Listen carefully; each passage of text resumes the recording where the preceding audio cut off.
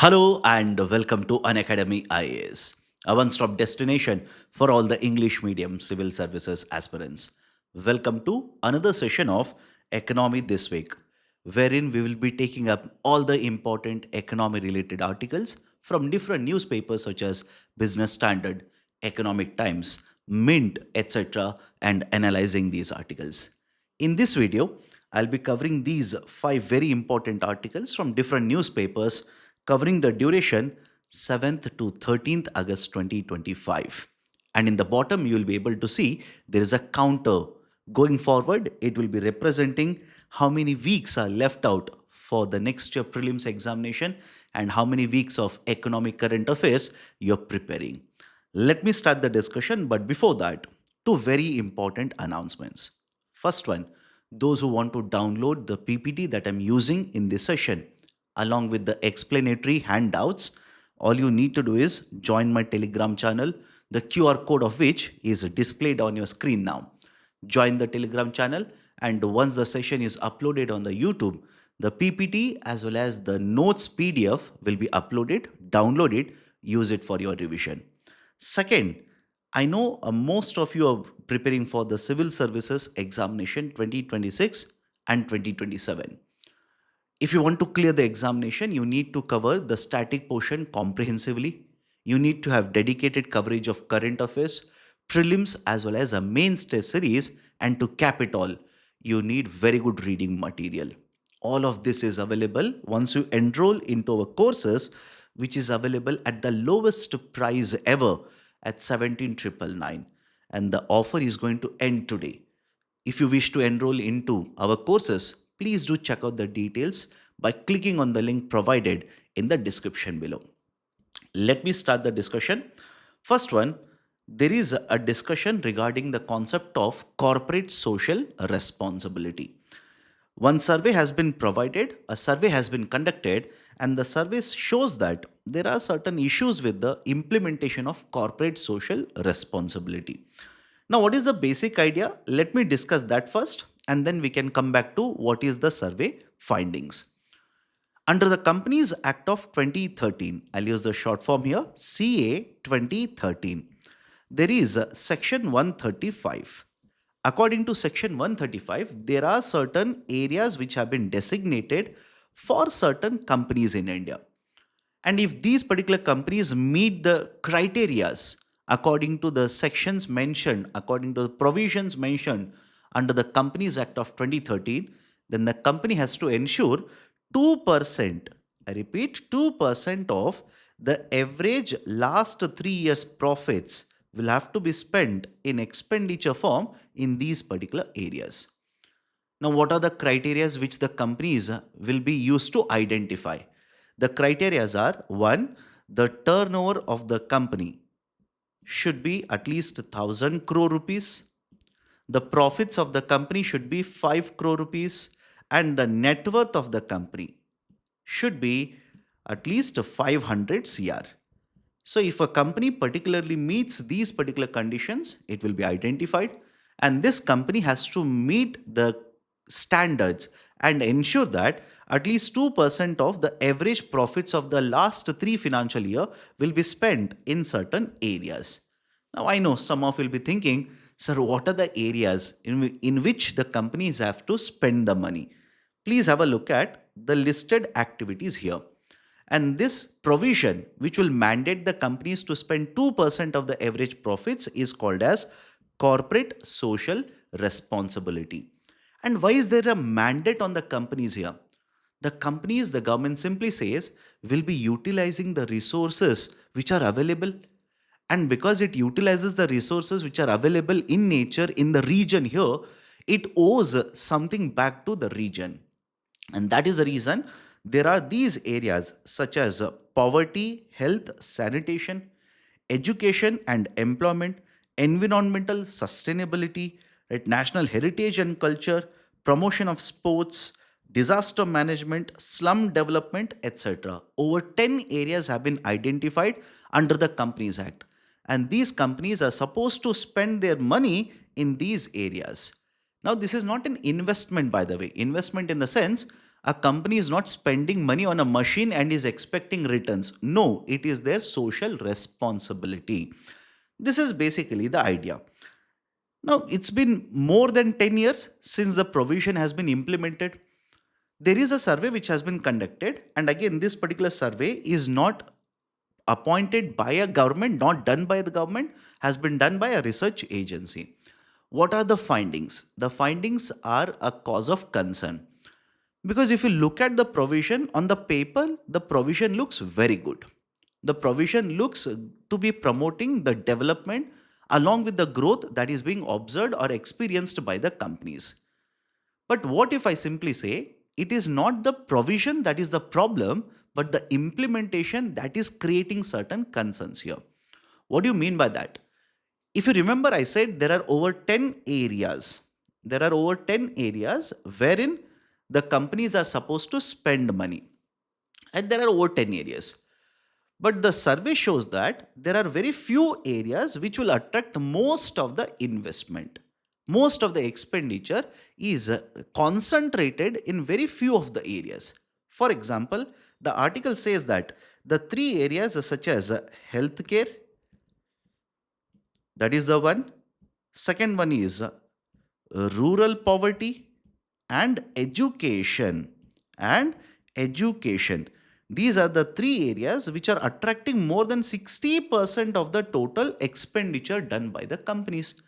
So there are more than 10 areas, but out of these, only three areas are attracting more than 60% of the investment. That is a cause of concern because there are other areas as well. For example, in recent times, when the Olympic Games were conducted, many of the athletes who were sponsored, who were trained because of the company's expenditure under CSR have won medals, have brought in right fame to India. So the argument is there are different areas, but there is a concentration. So government of India now needs to focus on this and ensure that the expenditure is done in other areas as well. Because there are other important areas also which require the focus of the corporates. For example, sanitation. That is very important. This is first very important concern. Second very important concern is the companies generally are located, headquartered in certain states. If you look at the states, developed states such as Karnataka, right, or for that matter, Tamil Nadu, Gujarat, Maharashtra, these are very well industrialized states as well as developed states. And a lot of these particular companies are headquartered in these particular areas or in these states. And it has been found that a lot of expenditure that is incurred by these companies is concentrated again in developed states only. For example, if you look at other states which are lagging behind in terms of development, for example, the state of Bihar or the state of Odisha, right, or the state of Jharkhand, Chhattisgarh, etc. These particular states require a lot of assistance. In fact, why do I say these require a lot of assistance? There is an initiative of Government of India which is being implemented by Niti Aayog. The initiative is called as aspirational districts. Under aspirational districts, there are 112 underdeveloped districts which have been identified, and in these particular 112 districts, a lot of reforms, lot of infrastructure investment is being done. And majority of these particular aspirational districts are concentrated in these particular states only. But these particular states, if you look at how much investment they are actually attracting, out of the total CSR expenditure, how much is the investment they are or expenditure they are attracting? They are attracting hardly around 20% of the total expenditure. So please have a look at the concern here. The concern is one, in terms of, let's say, areas where the expenditure is being incurred under CSR, it is concentrated. In terms of expenditure in the regions, it is again concentrated. In fact, last year there was one more survey which basically showed that these companies, whenever they are spending money, their usual practice is they are located in a particular region, their headquarters is located in a particular state. They will find out the surrounding region there itself and invest or spend the money under CSR in that particular region itself. And by nature, you must have seen By default, most of these particular companies are headquartered in developed states. And these, rather than going to, let's say, underdeveloped states where there is lot of requirement of welfare expenditure, let's say states such as Bihar, Odisha for that matter, right, Chhattisgarh for that matter, rather than focusing on these particular states, these companies are spending in their own region, which is again leading to the problem of concentration of expenditure under CSR. So the same findings have been reported in this particular survey. What needs to be done going forward is the government of India needs to focus on this and ensure that the companies will not be focused only on certain areas. Other areas will also be right spent on, and other regions will also be focused on. At least a certain directive can be issued by the government to ensure that the CSR implementation doesn't become a problem, doesn't get concentrated, which will further increase the regional imbalances which are already existing. This is basically one article I wanted to cover. Please have a look at the MCQ based on the article here. Consider the following statements regarding corporate social responsibility. The donations to political parties is counted under corporate social responsibility. No, donations to political parties are not covered. The unutilized amount in that year lapses after the financial year. No, please understand, if you have if you are supposed to spend certain amount of money and you are not able to spend, then according to the provision there is a dedicated fund that you will have to create, and within next 30 days transfer that money and use it for a particular purpose. It doesn't lapse after the end of the financial year. The CSR provisions are given under section 135 of Income Tax Act of 1961. This is also incorrect. It is given under section 135 of Companies Act of 2013. Right, so third statement is also incorrect. All the three are incorrect. Then the right option for this question will be none of the statements. Let me go to the next article now. Huge cut in fertilizer use under PM PRANAM. Right, what is the initiative here? What is the importance of the initiative? Let's have a look at it. Now, what is this concept of PM PRANAM? Basically, in India, one of the important concern associated with agriculture sector is the fact that we import lot of fertilizers. Correct? We import lot of fertilizers. How much? According to government estimates, on annual basis, the government basically supplies around 60 million tons. Remember the data which can help you to write a very effective answer. Around 60 million tons of fertilizer is supplied by the government. Mainly it is in the form of urea, diammonium phosphate, DAP, and muriate of potash. Right? In case of all these three fertilizers, the production in India happens for urea, it happens for diammonium phosphate. Right? What about the muriate of potash? Nothing of MOP is manufactured in India or produced in India. We simply import it from rest of the world and supply in the domestic market.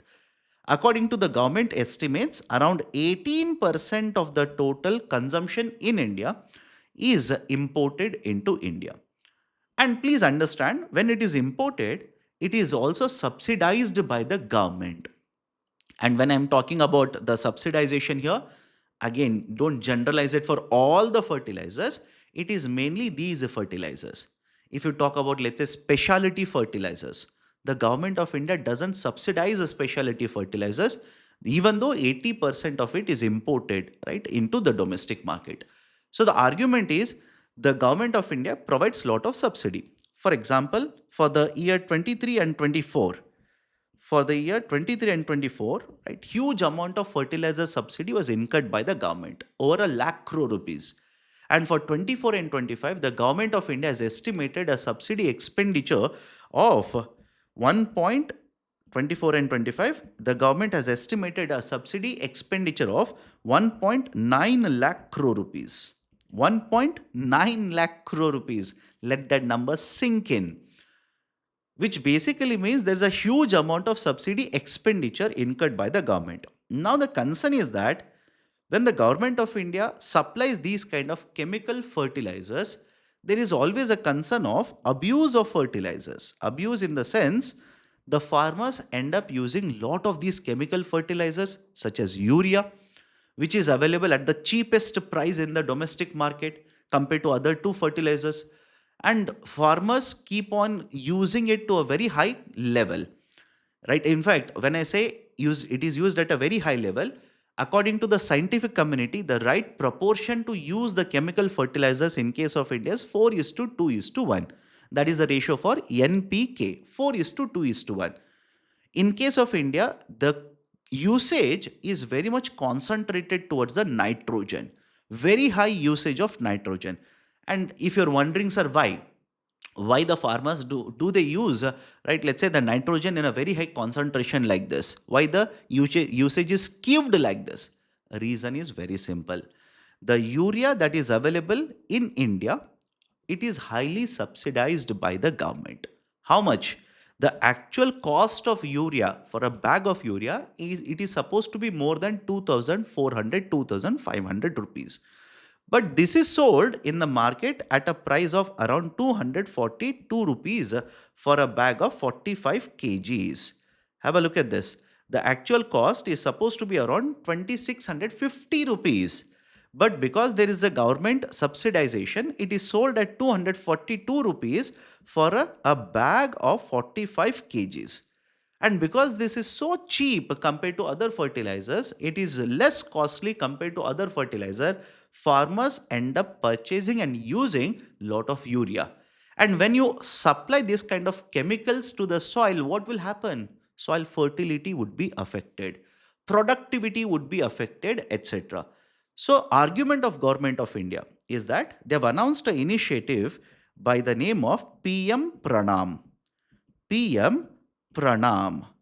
right? That is a Prime Minister's Program for Restoration, Awareness, right? Awareness generation, nourishment, amelioration of Mother Earth. That is the expansion of Pranam initiative. Under PM Pranam initiative, the government of India simply says this. It is a central sector scheme under which the government of India says any state which will promote usage of other fertilizers, not chemical but other fertilizer. For example, organic farming, natural farming, right? So whenever, or biofertilizers, whenever the states will promote other fertilizer consumption, the usage of chemical fertilizers in this particular state will go down. Correct? Usage of chemical fertilizers in the state will go down. And when the usage of chemical fertilizers will go down, which is compared to the previous 3 years consumption, whatever will be the savings in the subsidy, whatever will be the savings in subsidy for the government, half of this particular subsidy savings will be given to the state government. Is everybody able to understand? I'll just give you a simple calculation. Again, don't memorize the calculation here.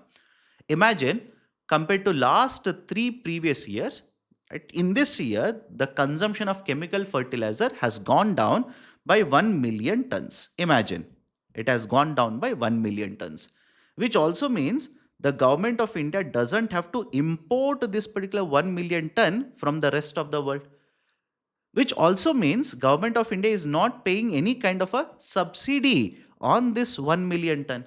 And let's say hypothetically, the amount of subsidy saved for the government, again hypothetically here, is 2 crore rupees. Now out of 2 crore rupees, 1 crore, that is half of it, 50% of it will be taken by the union government, given to the state, right? Because of this state promoting the usage of other fertilizer and reducing the consumption of chemical fertilizer in this particular state.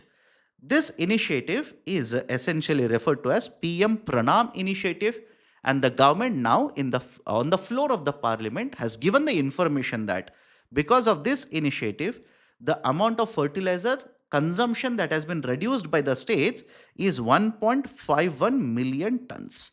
1.51 million tons by 14 states. This is basically the updated information regarding PM Pranam initiative. What is the usage of this kind of a information? One, question can be straightforward asked in the preliminary examination on PM Pranam, which I've done in the next slide. Second, what if UPSC will ask you a question basically where you are supposed to write the reforms implemented by the government which have been implemented in order to reduce the dependence on chemical fertilizers. You'll have to write about the promotion of natural farming. You'll have to write about the promotion of biofertilizer consumption. You'll have to write about nano fertilizers. In fact, that is becoming very famous in India. Right, so these are some of the examples. In addition to that, you can also quote the example of PM Pranam initiative. Done? Right, so based on the discussion, I've given an MCQ here. Let's solve it. Consider the following statements regarding PM Pranam. The scheme has led to higher import of chemical fertilizer. Has the scheme actually led to higher import of chemical fertilizer? No, incorrect. In fact, the objective of the scheme is to reduce the imports of chemical fertilizers. To reduce. Because if you shift from the chemical fertilizer to the other types of fertilizer, automatically import will also go down. Second, the scheme has helped the government to save the fertilizer subsidy. Yes. Again, listen to me very carefully. Sometimes you people get confused between the savings of subsidies and the actual expenditure incurred under subsidies. What is the meaning of it? Listen to me carefully. Let's imagine, I'll just give an example. Let's imagine LPG subsidy. Under LPG subsidy, before the implementation of any initiative, let's say there are two households or let's say there are three households which are covered and which are provided with LPG subsidy. Now listen to me. Whatever is the total expenditure in the subsidy, that can be reduced if I identify one of the households and say this household doesn't require the subsidy, hence I will stop giving the subsidy on LPG for the third household. So there will be savings of subsidy. Otherwise, what could have happened is, imagine I will expand the coverage of the LPG subsidy. I will add two more households which require the subsidy assistance, right? Let's say two households, D and E. So now the overall subsidy expenditure can be higher, right? I hope you understand. Assuming the number remains the same, the overall subsidy expenditure will be higher. But imagine if I had not removed the household C, don't you think in that case, right, the subsidy expenditure could have been much higher when you included both D and E along with ABC? So here, by targeting this household, removing the household because it is not eligible, I am saving LPG subsidy. So savings of subsidies is different and the total, right, let's say subsidies is slightly different. Please do not be confused. Because you read in the newspaper, the subsidy expenditure has increased. But at the same point of time, the minister will also talk about subsidy savings because of direct benefit transfer. What they're talking is, because we have implemented DBT, we have been able to weed out duplicate beneficiaries. We have been able to weed out and target right beneficiaries, right? Weed out, let's say, false beneficiaries or right certain beneficiaries who do not require this kind of assistance, etc. So subsidy savings is slightly different, be aware of it. So because of PM Pranam, is it helping the government to save fertilizer subsidy? Yes. Thus, okay, third statement is incorrect, leave it. Right, so only two statements, right? The option could be, right, which of the two statements are correct, right? Statement 1, statement 2, both of them or none of them. Right? Choose the correct option. So first statement is incorrect, second statement is correct. Right option for this particular question will be the option B here. That is, only the second statement is correct. Let me go forward. The third article, government fails to transfer 3.69 lakh crore rupees cess into designated funds. Right, a report which has been tabled in the parliament by CAG is have noted. What is the importance of this article? What is the issue here? Issue is very simple. The government basically has introduced multiple types of cesses. And this is very common. Government introduces cesses, collects cesses. But listen to me very carefully. A lot of you generally are confused between a cess and a surcharge. What is the basic difference here? The cess is basically implemented or imposed a tax collected but with a specific objective in order to meet a specific objective, that is cess. What about surcharge here? A surcharge is again a tax which is imposed and collected, but here, in case of surcharge, it is imposed whenever the taxpayer crosses a certain threshold.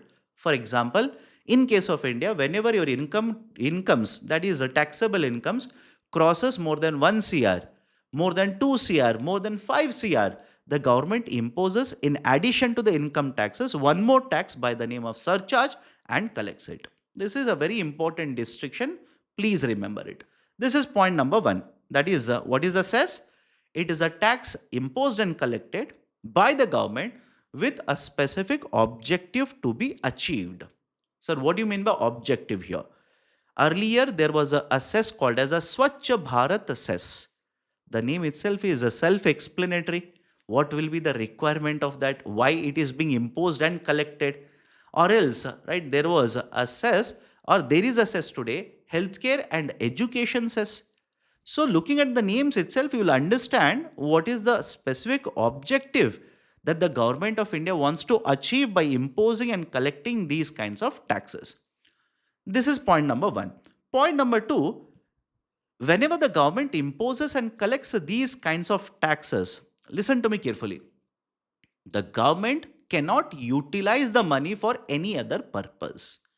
It cannot utilize for any other purposes except the purpose for which the cess has been introduced and collected. For example, let's say the government of India is collecting healthcare and education cess. Can the government utilize the amount that is collected under this for any other purpose? For example, construction of a port, construction of an airport, construction of a road. The facility should not be used, that is, the money should not be used for other purposes except for the purpose for which it is imposed and collected. Remember that.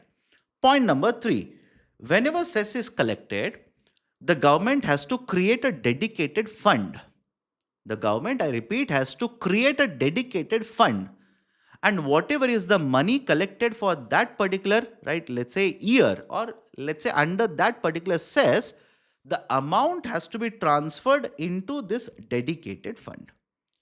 The amount has to be transferred into that particular dedicated fund. Right? This is a third very important point. Fourth very important point, the government imposes and collects cesses along with the different types of taxes, along with the different types of, let's say, pan-India taxes. Now, these pan-India taxes which are imposed and collected by the union government, for example, income taxes, for example, corporate taxes, etc.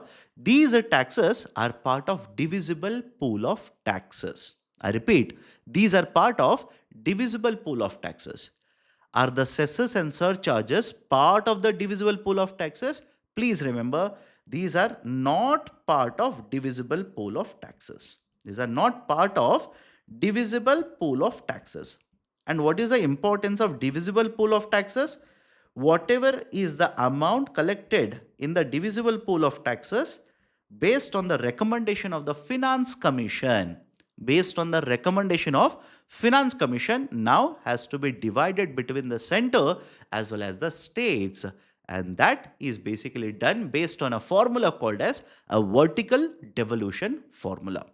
Right, so these are certain very important points. Now, what is the report talking about? What are the findings in the report? Lot of factual data has been provided. You don't have to remember the factual data. Factual data in the sense they are talking about how much money has been transferred, how much is pending, right? In which year this has been, how much money has been collected in the form of cesses, etc. That I don't think so is useful for UPSC examination. But the points that you need to understand are basically this. The report basically says Government of India back in 1974, in order to promote oil industry, implemented, right, basically a cess. Right, that is based on the sale of that is in the market whenever the crude is sold, etc. on the sale of this, the government imposed, right, a cess. Have a look at this. They imposed a cess and collected this. And the argument was whatever cess is collected on, which is imposed on the sale of crude oil, etc., will be used to basically promote oil industry. It will be used to promote oil industry. In fact, the article says that there is an authority which has been set up, or there is basically an objective which has been set up here, Oil Industry Development Board. Have a look at the data here again. Right, this is important. I think UPSC will focus on this. It might ask you a question based on this only. The government basically set up Oil Industry Development Board, and Oil Industry Development Act of 1974 provided for setting up of OIDB.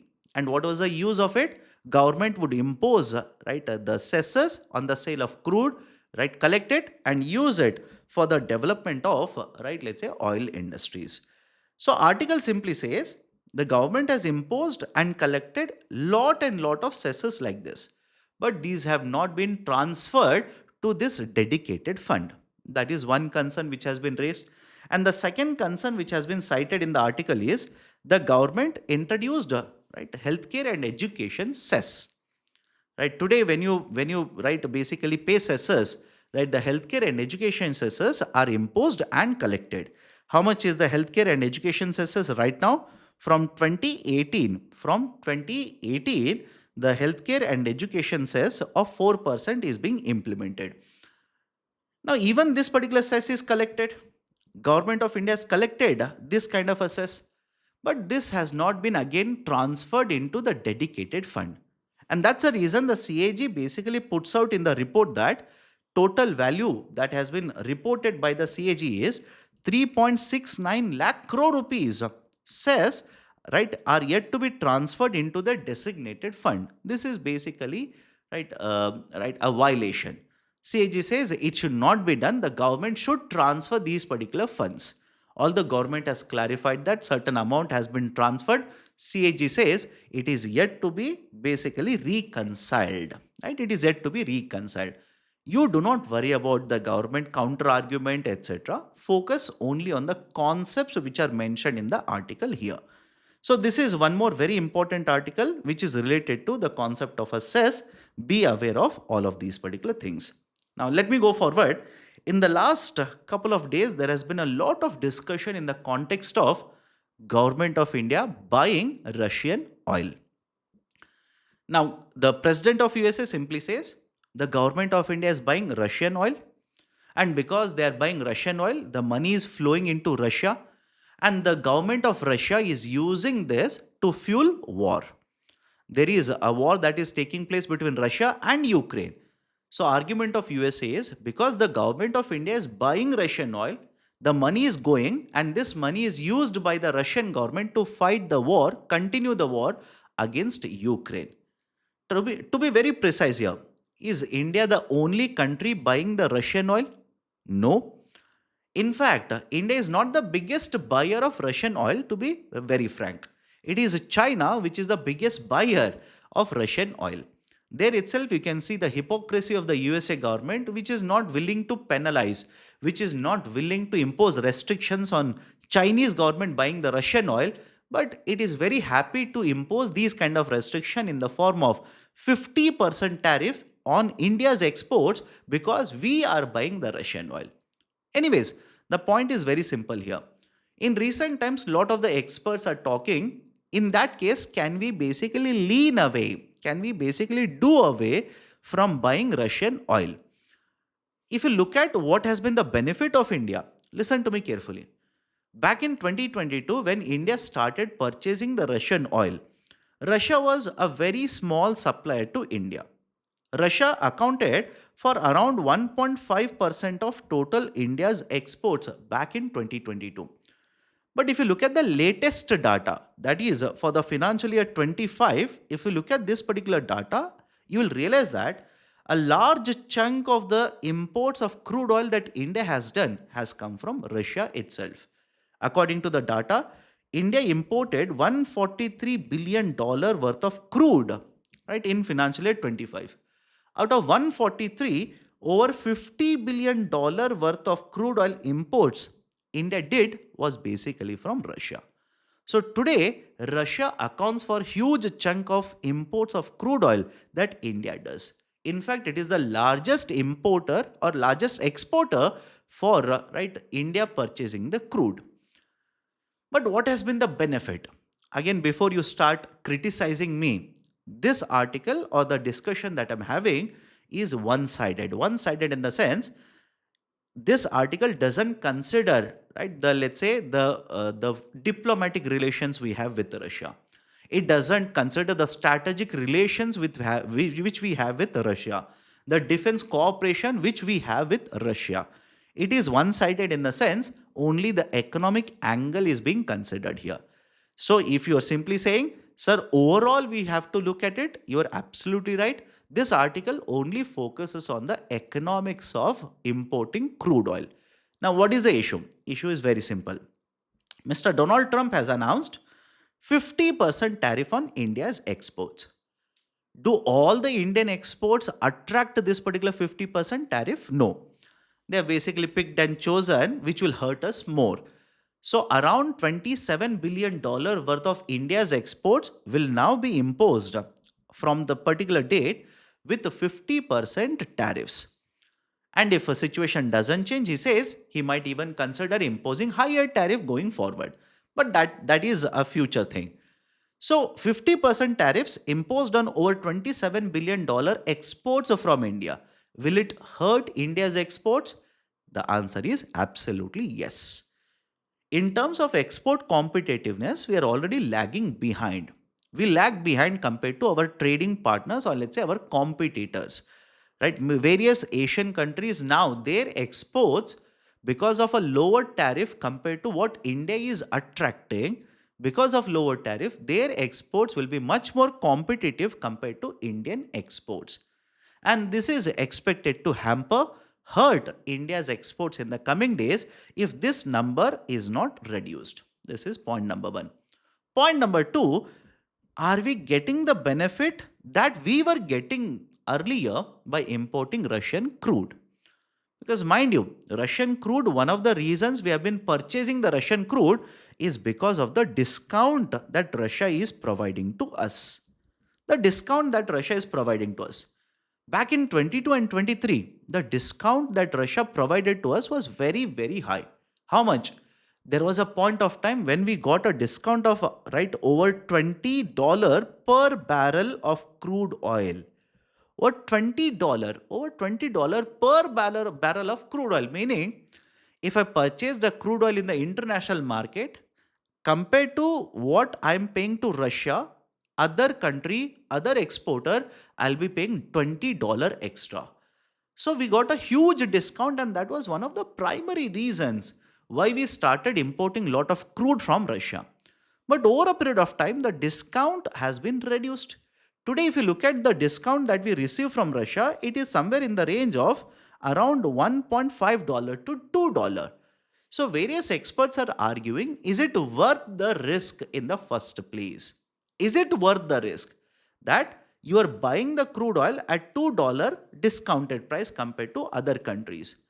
But because you are buying the crude from Russia, look at what is the impact on your exports. On the net, that is net in the sense what you'll be losing by attracting 50% tariff and comparing with the $2 benefit that you're getting or discount that you're getting. On the net, you might end up losing because of that. So, should we move away from the Russian imports? Should we lean away from the Russian imports of the crude oil? That is exactly the information that has been discussed or the point that has been discussed in this article. Right? And moreover, the experts argue that if you move away from the Russian crude oil, now you will not be getting the crude at a discounted price or you will not enjoy the discount of $2. Which basically means now the cost of the crude oil imports might jump by around $9 billion to $12 billion compared to what we are paying today. Right? So government of India should consider all of these particular factors into consideration and take a call. Again, please understand, before I go forward, this article or the discussion that I've done right? I do agree this is one-sided discussion. One-sided discussion. That is, a lot of you will basically say, but this is a pressure tactic. We should not yield to the right. Let's say these kind of the tactics which will be used by the USA. I do agree with you. Right, I do agree with you. The relations with Russia have been much better. Right, the relations that we have with Russia have been much fruitful to India compared to the relations that we have with other countries. Definitely yes. But again, I'm saying this is only one view that is being discussed in the article. Currently, what is the economic benefit and what can be the loss because of the tariff announced?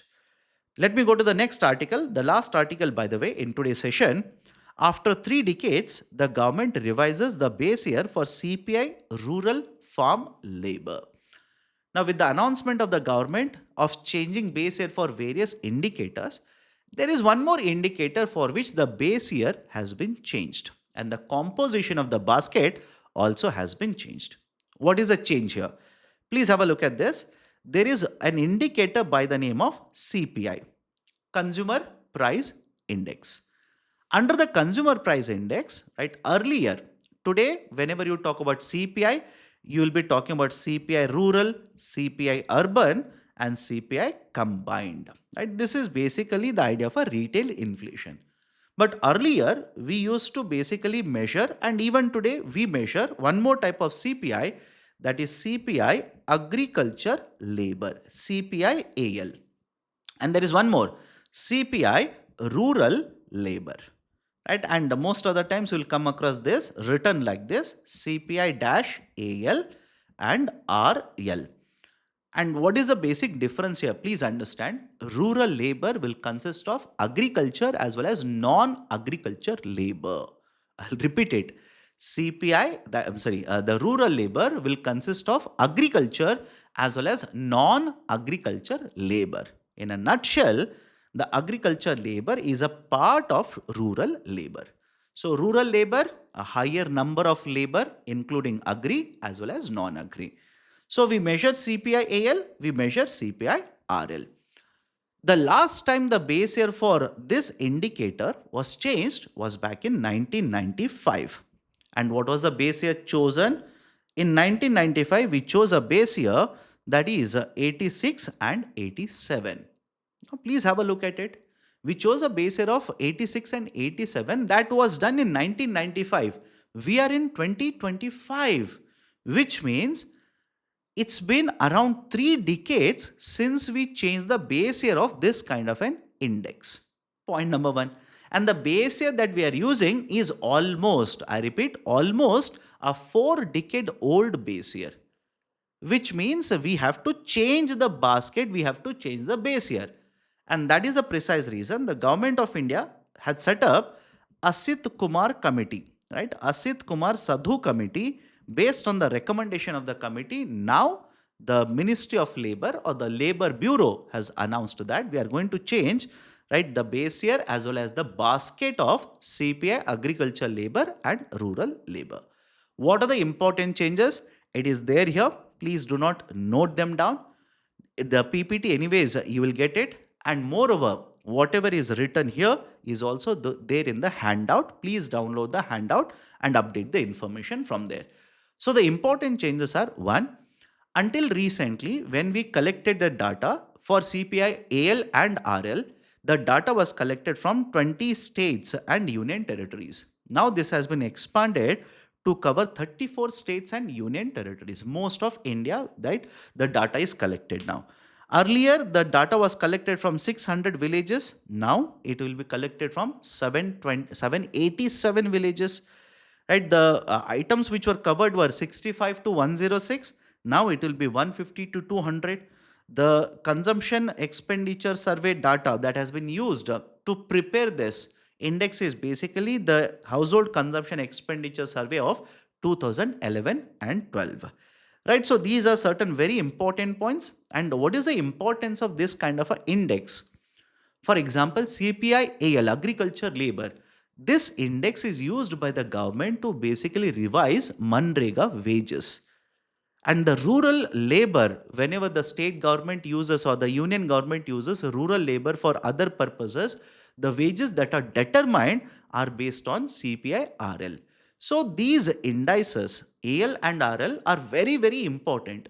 That's a reason now Ministry of Labor, or to be specific here, Labor Bureau has announced rebasing of the CPI, AL and RL.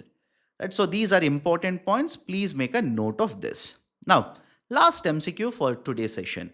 Consider the following statements. Consider the following statements. 1. CPI AL, CPI IW have the same base year. This is incorrect. Why? CPI AL has a base year of 2019. CPI IW, that is industrial workers, has a base year of 2016.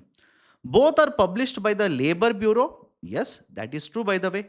The government had set up Asit Kumar Sadhu committee to rebase a CPI, AL or RL. Yes, this particular statement is true.